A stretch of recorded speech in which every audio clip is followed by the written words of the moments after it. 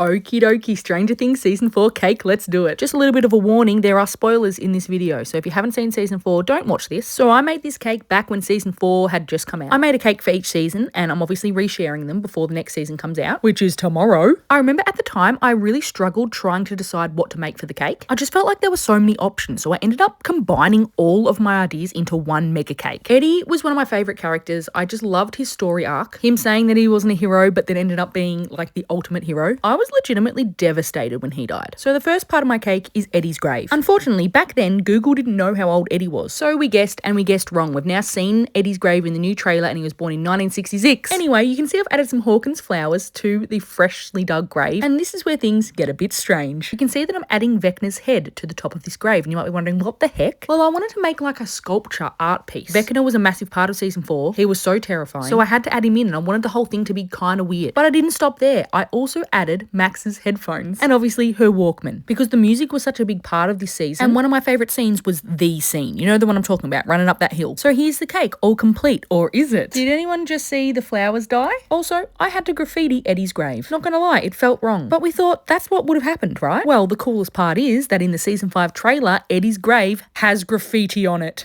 I thought that was so cool. Apart from the dates being wrong, this cake is perfect. So there you have it, my Stranger Things Season 4 monstrosity.